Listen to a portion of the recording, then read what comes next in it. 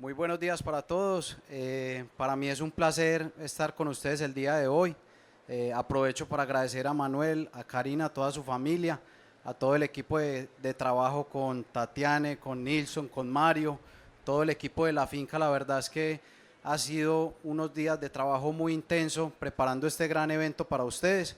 Esperamos que sea de su agrado. El día de hoy la idea es compartirles un poco trabajo que venimos realizando en nuestra hacienda en Colombia. Yo los acompaño desde el Valle del Cauca. El río Cauca es el segundo río más importante de Colombia.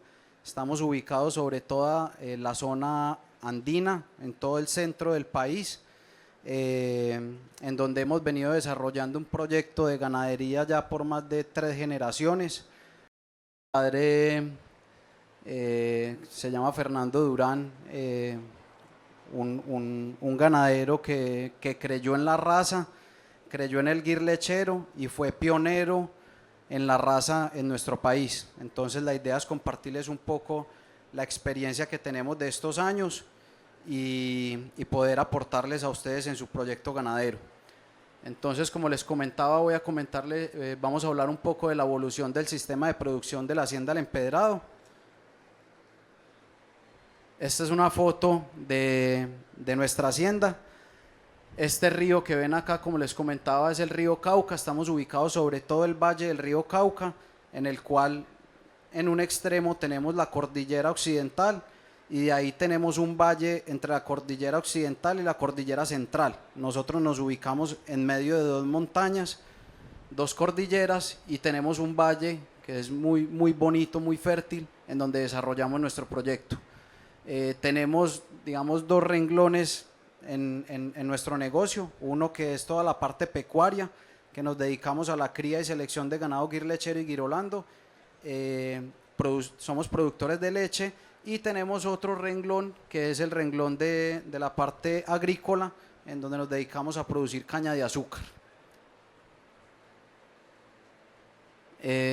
El empedrado es una tradición ganadera, como les comentaba. Aquí en esta foto, la parte superior, podemos ver a mi abuelo, que fue la persona que arrancó con el proyecto. En el año, aquí está mi padre, y estos dos son los dos hijos míos, que ya esperamos que sea la cuarta generación que nos dedicamos al campo. Somos unos apasionados por los animales y la agricultura, y ya son 3 generaciones que trabajamos de lleno en la hacienda, y ya viene la cuarta en camino. Entonces, para contarles un poco de historia, en el año 1900, digamos, aquí estamos hablando mucho del gir y girolando. Nosotros, como el empedrado, tuvimos el primer contacto con la raza gir en el año 1985, donde mi padre ordeñaba unas vacas mestizas de unas razas autóctonas de Colombia, y por allá vio en una revista en donde encontró un artículo que hablaba del gir lechero y sus bondades. Como pudo, se consiguió un semen, y en el año 1985 hicimos la primera inseminación con toro gir sobre esta vacada mestiza. De ahí mi padre tiene la oportunidad de visitar Brasil, estudió en Brasil y allá conoció más a fondo y más a detalle todas las bondades que tenía la raza, y vino, regresó a Colombia con una idea, con un sueño de poder traer el gir lechero moderno a Colombia y poder desarrollar un proyecto, digamos, con el apoyo de toda la experiencia que tenían los brasileros. Él pudo convencer a mi abuelo, y en el año 1991 se pudo realizar la primera importación de ganado guir lechero moderno a Colombia, en la cual él lideró esa importación. Se trajeron, en ese caso, varias ganaderías se juntaron para hacer la importación. Es esta primera foto que ustedes ven ahí, es del año 1991, en donde se trajeron ganado guir lechero y gusera para otras haciendas. En ese momento nosotros importamos únicamente 7 vacas, y de ahí seguimos realizando importaciones desde Brasil de ganado en pie hasta el año 2001. Fueron 10 años en los que se trajeron ganado en pie. De ahí, como técnicas de biotecnologías reproductivas, trabajamos con embriones convencionales desde el año 1994. Esa técnica nos permitió empezar a multiplicar nuestro hato durante 10 años, y en el año 2004 ya ingresa la técnica de fertilización in vitro y la técnica de semen sexado. Desde el 2004 hasta la fecha ya son 20 años que venimos trabajando con la técnica con mucho éxito. Eso nos permitió tener una rápida multiplicación de nuestro hato. Para que ustedes se hagan una idea, en la primera importación llegaron 7 hembras y después en las siguientes importaciones se completó un hato total de unas 21 vacas, de unas 21 hembras, y los embriones fue lo que nos permitió a nosotros multiplicar y llegar a consolidar como tenemos hoy en día nuestro hato.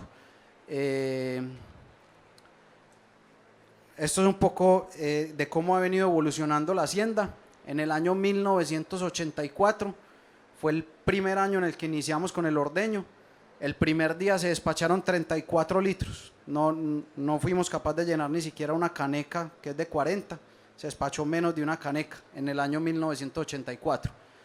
En el año del año 84 al 93 se ordeñó a mano. Era muy rústico el sistema y se ordeñaba en un sistema de doble propósito donde ordeñábamos con la cría al pie. En el año 2012, digamos de 1993 al 2012 ordeñamos obviamente con ordeño mecánico. En el 2012 retiramos los terneros y de ahí ya empezamos a trabajar como una lechería especializada. En el 2016 instalamos un sistema de riego que nos permitió incrementar nuestra productividad en los meses de sequía, incrementamos la capacidad de carga, y en el año 2018 es un año como muy importante, muy clave. Yo me voy a la universidad, estudio en Zamorano, me gradúo en el 2015, empiezo a trabajar con la familia, y en el año 2015, 16 y 17 digamos que empezamos a analizar muy a detalle todo lo que era nuestro sistema productivo, a sacar parámetros, temas económicos, financieros, y en el año 2018 nos encontramos como con un alto importante en el camino, donde escogemos como norte, como objetivo que vamos a trabajar con el sistema pastoril, y desde el año 2018 hasta la actualidad el pasto cobra mucha importancia en nuestro modelo. Entonces, ¿qué pasa en el año 2018? Hacemos una evaluación integral, contratamos a Mario, que es un gran amigo, ya ustedes, gran parte de ustedes lo conoce, ahorita nos va a dar una charla. Nos conocimos en la universidad, empezamos a trabajar ahí juntos, revisando información, nos empieza a asesorar en la hacienda, hacemos una evaluación completa de nuestro sistema de producción y encontramos básicamente que teníamos altos costos de suplementación y altos costos en la mano de obra. Teníamos un margen de rentabilidad que era muy estrecho, estábamos pasando, digamos, un momento difícil, y teníamos definitivamente, para que el proyecto siguiera adelante, había una necesidad de ser más productivos. Esto eran un poco los parámetros que teníamos en ese momento. Ordeñábamos 150 vacas, teníamos un promedio de 15 litros, teníamos 38 hectáreas destinadas al pastoreo, 7 hectáreas que dedicábamos para producir maíz y producir silo de maíz. Teníamos una carga de casi 4 vacas por hectárea y una eficiencia de 300 litros hombre. Básicamente la dieta consistía en pasto, unos 40 kilos, suplementábamos con silo de maíz porque no éramos muy eficientes en la producción de pasto, nos quedábamos sin pasto constantemente, teníamos que apoyarnos en la suplementación de silo, y lo que teníamos, unos litros libres por hectárea, unos litros por hectárea por año de 18.000 litros, y litros libres después de pagar los costos de alimentación de 10.000 litros. Ya les voy a mostrar cómo ha ido evolucionando el sistema al día de hoy. Entonces empezamos a trabajar en el manejo de praderas, empezamos a medir, a forar, a encontrar una cantidad de información que en el día a día no estábamos recopilando.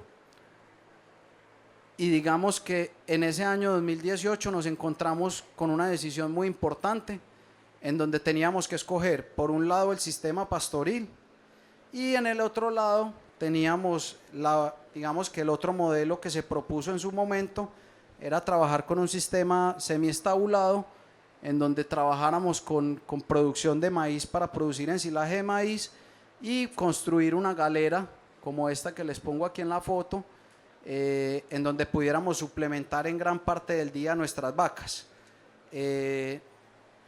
Eso fue lo que se nos propuso, digamos que teníamos esos dos caminos que podíamos tomar. Les voy a mostrar cuáles fueron los puntos que nos llevaron a nosotros a tomar la decisión. Este sistema semiestabulado es un sistema que funciona muy bien en unas condiciones y en unas haciendas, igual que el sistema pastoril también tiene unas ventajas, lo cual nos llevó a nosotros a tomar esta decisión. Entonces, básicamente, ¿por qué nos decidimos nosotros a tomar el sistema pastoril? Cuando hicimos este análisis, nos encontramos de que la inversión para nosotros estar en un sistema pastoril, la inversión era baja porque ya teníamos los potreros, ya teníamos rotaciones, básicamente teníamos que hacer unos ajustes, pero no nos llevaban mucha inversión. En el sistema de semiestabulado teníamos que construir una galera que no teníamos en ese momento, teníamos que renovar los equipos de maquinaria para poder cosechar más maíz porque los que teníamos nosotros no nos daban abasto, entonces teníamos que hacer una inversión alta. En el sistema pastoril el consumo de pasto es alto, en el sistema semiestabulado es bajo porque gran parte de la dieta la apoyamos con silo. Porcentaje de pasto en la dieta, obviamente por lo que les mencioné, es alto en el pastoril y el semiestabulado es bajo. El consumo de suplementos. En el sistema pastoril que nosotros montamos, ya se los voy a contar más al detalle. La fuente forrajera es el pasto, pero nosotros suplementamos a nuestras vacas con concentrado. Damos fuentes de concentrado, fuentes de grano, en el cual hacemos unos concentrados balanceados para poder cubrir con las necesidades de las vacas. Entonces sí tenemos unos consumos de suplementos medios, en el semiestabulado son altos. El costo de producción por litro de leche es bajo en el sistema pastoril porque el pasto es el alimento más barato, más económico que podemos producir. En el sistema semiestabulado es más alto, la producción por vaca va a ser una producción media en el sistema pastoril, mientras que en el sistema semiestabulado tenemos una producción mayor por vaca. Básicamente la resiliencia, que es la capacidad de adaptarnos a cambios, en el sistema pastoril es alta, en el sistema semiestabulado como dependemos tanto de alimentos comprados afuera, va a ser baja. Y el riesgo pues es básicamente proporcional a las inversiones que íbamos a tener en ese momento. En el sistema pastoril íbamos a tener bajas inversiones, el riesgo era bajo. En el sistema semiestabulado teníamos que inyectar mucho dinero al proyecto, pues teníamos un riesgo mayor. Entonces, básicamente nos queda un mensaje que los sistemas pastoriles resilientes son los llamados a perdurar en el tiempo, más adelante, más ahora que tenemos unos mercados que cada vez están más volátiles. Si ustedes se fijan, el maíz, por ejemplo, que es una fuente importante para nosotros alimentar las vacas, con la pandemia se puso carísimo y ahorita recién está bajando el precio. Entonces, cuando dependemos tanto nosotros de insumos que tenemos que comprar afuera, pues estamos con mayor riesgo. Entonces ahí nos pusimos en un proceso en donde básicamente dijimos, vamos a trabajar el sistema pastoril. Esto es lo que nosotros tenemos como ya definido como sistema productivo. Entonces nos trazamos unos objetivos claros, donde básicamente dijimos, vamos a trabajar este modelo, estos son nuestros objetivos. Como segundo paso dijimos, bueno, ¿en dónde estamos nosotros? No sabemos muy bien en dónde estamos con respecto al pasto, vamos a medir y vamos a buscar balancear la oferta y la demanda de pasto. Vamos a ajustar la carga animal y vamos a ajustar la suplementación. Vamos a renovar y recuperar nuestras praderas y vamos a seguir midiendo y aprendiendo para poder ajustar. Esto es una foto de lo que básicamente eran las praderas en ese momento.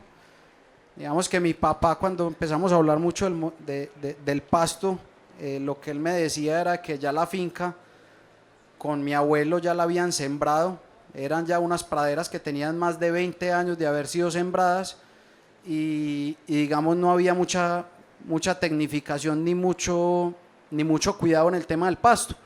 Esta es una foto que nos muestra cómo estaban las praderas en ese momento, que eran praderas degradadas. Teníamos praderas que tenían una baja producción de forraje.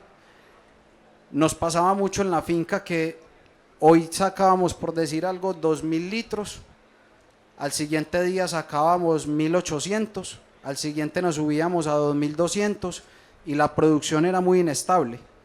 ¿Por qué pasaba eso? Porque entraban a un potrero bueno, al siguiente día entraban a un potrero muy malo y así sucesivamente.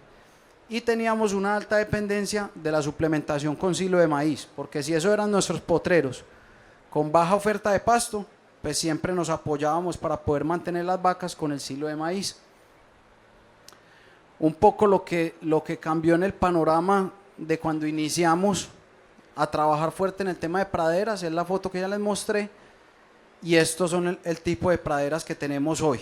Les voy a mostrar un poco cómo lo hemos logrado y eso a qué nos ha llevado a estar hoy. Aquí les voy a hablar de un concepto que se llama la tasa de crecimiento. Es un concepto muy básico que quiero que todos ustedes aprendan hoy. Lo primero que les voy a explicar es cómo medimos la tasa de crecimiento. Es básicamente la velocidad en la que está creciendo el pasto. Entonces vamos a los potreros, hacemos un aforo, encontramos que, voy a decir algo, que la oferta era de 1000 kilos por hectárea y ese potrero tenía, vamos y revisamos los registros, y es un potrero que tenía 10 días de descanso. Pongo el ejemplo para que sea fácil matemáticamente. Si tenemos 1000 kilos que se produjeron en 10 días, entonces dividimos los 1000 por 10 días y eso nos va a dar una tasa de crecimiento de 100 kilos por día. Ese ejemplo es matemático fácil, primero para entender de dónde sale el número y para qué nos sirve ese número. Si nosotros tenemos una tasa de crecimiento que es a la velocidad que crece nuestro pasto, y nosotros como encargados de la hacienda o el nutricionista nos dice, usted para cada vaca necesita entre 15 y 20 kilos de materia seca por día. Una tasa de crecimiento buena, normal en trópico, es de 60 kilos. Entonces, si nosotros tenemos una tasa de crecimiento de 60 kilos y cada vaca necesita 20 kilos al día, ¿cuál debería ser nuestra carga animal? De 3 vacas, exactamente. Para eso nos sirve este número. Entonces, ya que entendimos ese número, les voy a poner en contexto un poquito lo que nos encontramos. Era de que nuestros peores potreros tenían una tasa de crecimiento de 18 kilos. La línea que ven ustedes en naranja era el promedio que teníamos de todos los potreros. Desde el más malo hasta el mejor, el promedio eran 30 kilos. Y con Mario, revisando y ya con la experiencia que Mario tenía, nos dijo, una tasa de crecimiento buena en trópico podemos llegar a 60 kilos, una tasa buena. O sea que teníamos básicamente el potencial de duplicar la producción de forraje. ¿Y qué pasó? Que nos llevamos una sorpresa, que cogimos esos potreros, los peores, que tenían una tasa de crecimiento de 18 kilos, hicimos todo el proceso de renovación y llegamos a tener inclusive tasas de 80 kilos. Entonces, si cada vaca necesitaba 20 kilos por día en un potrero que crecía 18 kilos por día, en realidad nuestra capacidad de carga era de una vaca. Y si tenemos una tasa de crecimiento de 80, ¿cuál es nuestra capacidad de carga? De 4 vacas por día. O sea que teníamos alimento para cuadruplicar 4 veces más vacas. Esto es la evolución de cómo pasamos de tener potreros. Esto lo medíamos, aquí les pongo la tasa de crecimiento por mes, hacíamos la medición una vez al mes. Ese potrero, como les mostré, el promedio era 18 kilos. Tuvimos 3 meses ese potrero en proceso de renovación, quemando, sembrando, y ya les voy a hablar un poco de ese proceso. Se tuvo ese potrero 3 meses cerrado, y cuando en febrero lo sacamos de la rotación, iniciamos el proceso de renovación, y en junio ya teníamos 4 veces más comida por hectárea que lo que teníamos anteriormente. Entonces aquí está un poco para hablarles de los procesos de renovación. Lo que nosotros hacemos es que identificamos los potreros más malos de la hacienda del rancho, los que menos producen, y los ponemos de candidatos para ser renovados.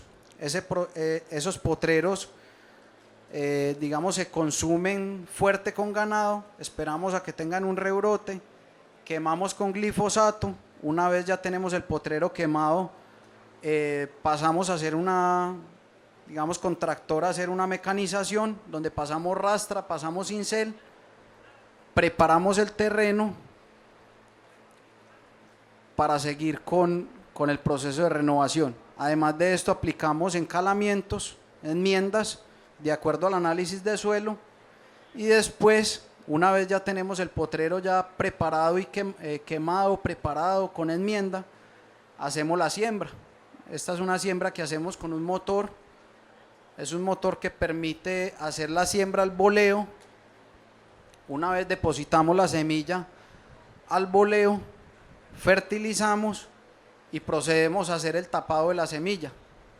Aquí este tapado de la semilla que les coloco es mecanizado con tractor, con un rodillo, pero esto se puede hacer con ramas, con palos, con un riel, con cualquier implemento, que básicamente lo que hacemos es que la semilla que pusimos encima, le pongamos un poquito de tierra encima para que entre en contacto con la tierra y su germinación sea mejor.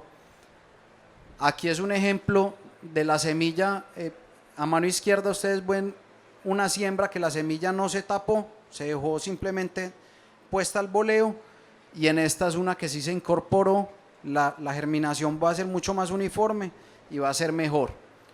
Esta es la foto que les mostré anteriormente, amarillo, totalmente degradado. Ese laguito que ven ustedes ahí es el mismo lago.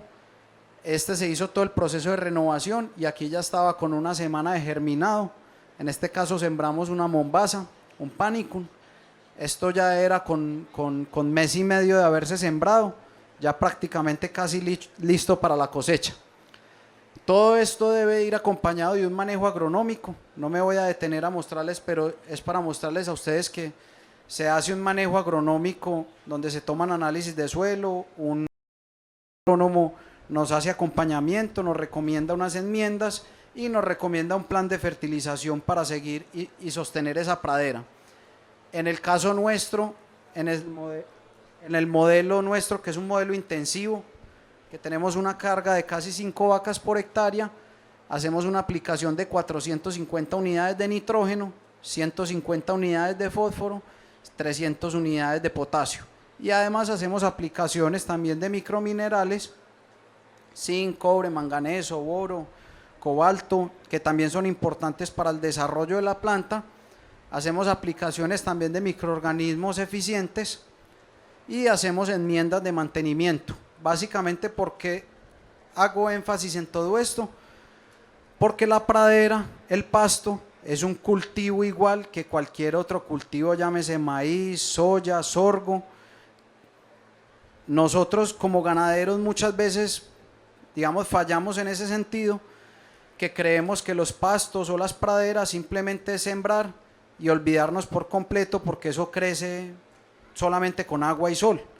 Y no es así. Nosotros tenemos que dar las condiciones de manejo agronómico, igual que si fuera un cultivo de maíz o cualquier otro cultivo, para poder tener un rendimiento óptimo de estas praderas.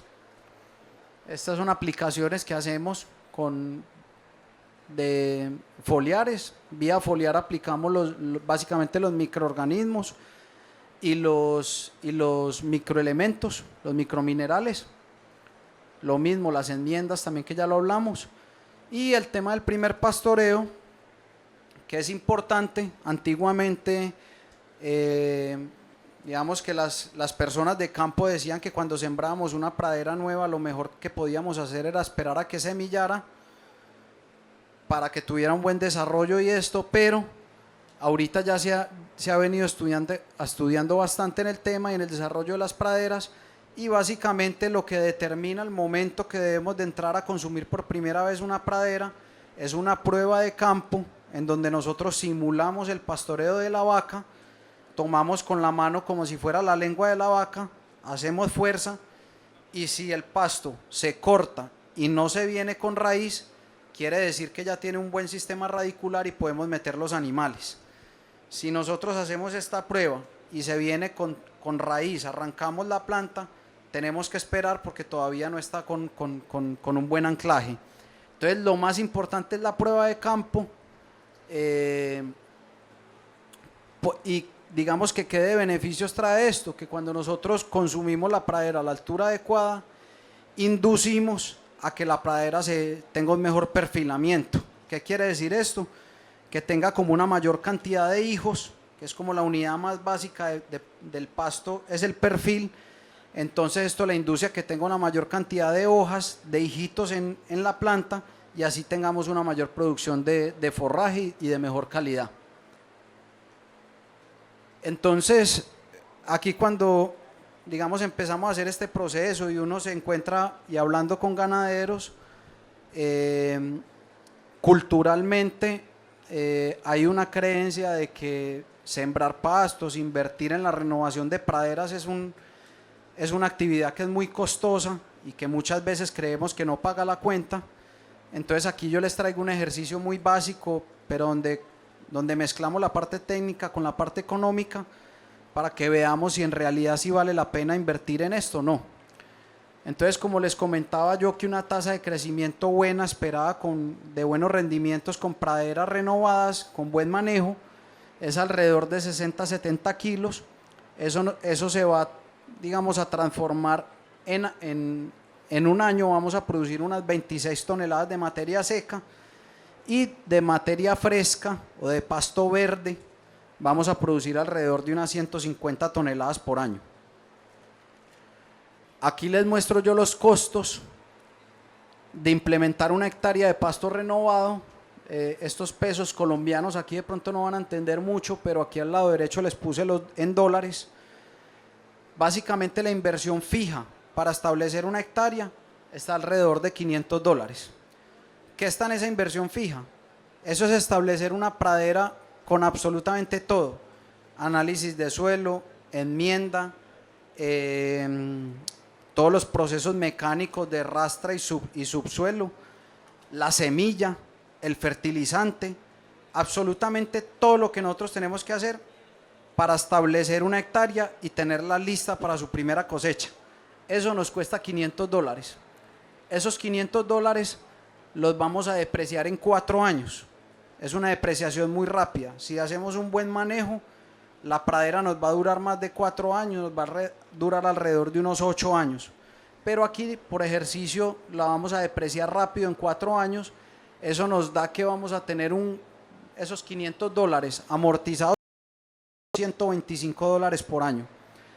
Después vamos a tener unos costos variables, que es básicamente los costos de fertilizar esta pradera durante un año y controlar malezas o plantas no deseadas durante un año también. Esto es en un sistema intensivo. El costo es de $1.800 por año. O sea que en total nos vamos a gastar entre establecer la pradera y fertilizar y mantenerla durante un año, nos vamos a gastar $1.925. Y el costo por cada tonelada de pasto fresco, por cada 1.000 kilos de pasto fresco, va a ser $12,8. Yo les pregunto a ustedes, ¿eso parece mucho o parece poco? No sabemos muy bien porque tenemos que compararlo con alguna otra cosa para darnos cuenta si es mucho o poco. Entonces aquí les pongo yo básicamente 3 forrajes. Les coloqué pasto fertilizado, les coloqué el ensilaje de maíz y les coloqué el heno. Entonces, como les comentaba, la tonelada de pasto fresco nos cuesta $12,8. La tonelada de ensilaje de maíz nos cuesta alrededor de $100. Y la tonelada de heno nos cuesta alrededor de $160. Entonces ahí empezamos a ver de que, hombre, esto sí vale la pena, porque el forraje más barato que podemos producir para nuestros animales se llama pasto. Hablando un poco en términos de materia seca, que es lo que en realidad va a alimentar al animal, el pasto fertilizado, el ensilaje de maíz es 4.8 veces más costoso que el pasto, y el heno es 3 veces más costoso que el pasto fertilizado. Además, el pasto fertilizado tiene alrededor del 18% de proteína, entre el 15 y el 18%, comparado con el ensilaje de maíz y el heno. Vamos a tener un alimento también de muy buena calidad, comparado con estos dos. Entonces, un poco les voy a comentar del manejo adicional que hacemos en la hacienda. Esto no se trata solamente de ir, renovar, sembrar praderas nuevas y ya solucionamos todo. No, porque además a esas praderas, para llegar a unos rendimientos adecuados, pues tenemos que darles el manejo adecuado. Entonces, básicamente acá hay unos puntos que yo puse como claves al momento de manejar un sistema pastoril, que es controlar y corregir los remanentes. Esto es cuando los animales salen del potrero, y revisar cómo quedó el pasto después de ser consumido, en donde garanticemos de que no entremos en procesos de sobrepastoreo, que eso va a tener una afectación negativa tanto en el rendimiento animal. Cuando empezamos con el tema de sobrepastoreo es porque a los animales les está faltando comida, no van a tener un buen rendimiento ni en leche ni en carne, y además nuestras praderas van a empezar a sufrir, se van a empezar a degradar y vamos a entrar en este círculo vicioso, básicamente a estar como estábamos al inicio. Es importantísimo para los ganaderos ajustar la carga. Esto es básicamente como una balanza. Nosotros tenemos la oferta, que es cuánto pasto tenemos disponible para nuestros animales, y por otro lado tenemos la demanda, que es cuánto pasto necesitan los animales en el día a día.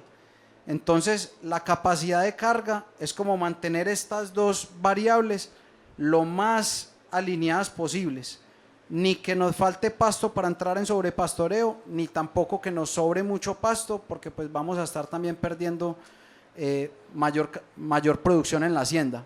Entonces la carga es como ese valor que siempre tenemos, esa variable que siempre como ganaderos tenemos que estar monitoreando. Si tenemos eso digamos en armonía, en equilibrio, les garantizo que tanto sus potreros como sus animales van a estar de muy buena producción. Hay que trabajar con rotaciones flexibles, conocer bien la región en la que estamos, la finca, las épocas del año. No es lo mismo la rotación de verano que la que vamos a tener en invierno. Entonces tenemos que conocer muy bien las condiciones de cada hacienda y diseñar una rotación para esto.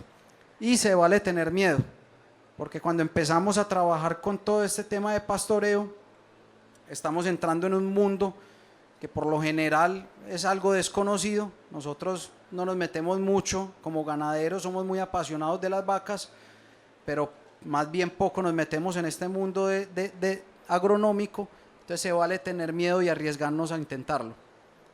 Ahí estamos trabajando en labores de cortes de igualación, que la idea no es hacer esto de manera común, únicamente se hace tal vez una vez cada año y medio, donde encontramos que hemos fallado en los pastoreos, que tenemos que corregir, y ahí entramos y lo hacemos de manera mecánica, pero es algo que no deberíamos de hacer de manera constante. Esto es el panorama de la hacienda hoy. Tenemos una oferta muy diferente a la que teníamos en años anteriores, y ya les voy a mostrar esto cómo se ha comportado ya en parámetros técnicos. Los parámetros del año 2018, ya se los mencioné. En el año 2023 pasamos a ordeñar más vacas, 180 vacas. El promedio por vaca subió a 17.5 litros. Tenemos unas 40 hectáreas en pastoreo. Ya no tenemos las hectáreas que teníamos destinadas a producir maíz. Pasamos una carga animal de 3.5 vacas a 4.5. Tasas de crecimiento promedio de 30 kilos a 70. Básicamente duplicamos la producción de forraje, y estamos, digamos que mucha gente cree que en los sistemas de fertilización y eso solamente es aplicar nitrógeno, cuando nosotros en el año 2018 aplicábamos 6 unidades de nitrógeno, 6 kilos de nitrógeno por hectárea por año. Ahorita en el 2023 aplicamos únicamente 450. ¿Por qué? Porque creamos un plan balanceado donde solamente no aplicamos nitrógeno, sino que entramos a mirar todo como un conjunto y logramos bajar la carga de nitrógeno e inclusive producir más pasto.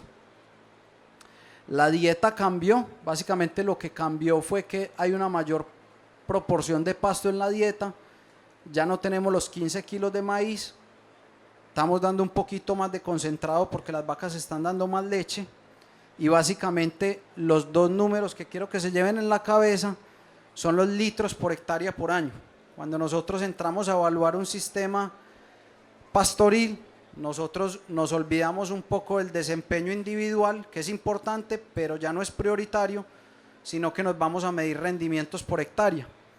Entonces básicamente pasamos de 20.000 litros por hectárea por año, donde nos apoyábamos mucho con una dieta que tenía un aporte importante de silo de maíz, una dieta que nos costaba 50 centavos de dólar más por vaca, producíamos 21.000 litros por hectárea por año, y ahorita estamos cerca a los 30.000, produciendo 28.700 litros. Y lo interesante es que estamos con una dieta por vaca más barata. Y los litros libres por hectárea por año, que son los litros ya después de pagar alimentación, ¿cuántos litros nos quedan libres después de pagar la alimentación?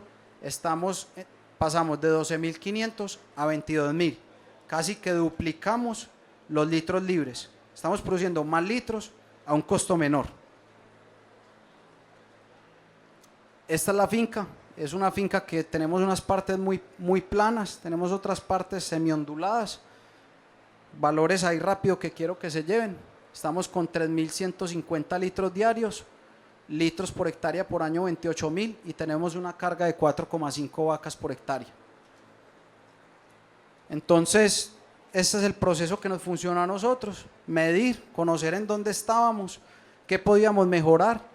Ajustar la carga animal aplica para absolutamente todos los ganaderos, y si se desempeñan en carne, en leche, en cría, en lo que sea, la carga animal, hay que trabajar con una carga animal adecuada. Producir y cosechar más pasto, eso va a ser mucho más rentable para su sistema, y en caso de ser necesario trabajar con una suplementación, pero que sea estratégica para cubrir ese déficit y maximizar la producción de nuestros animales.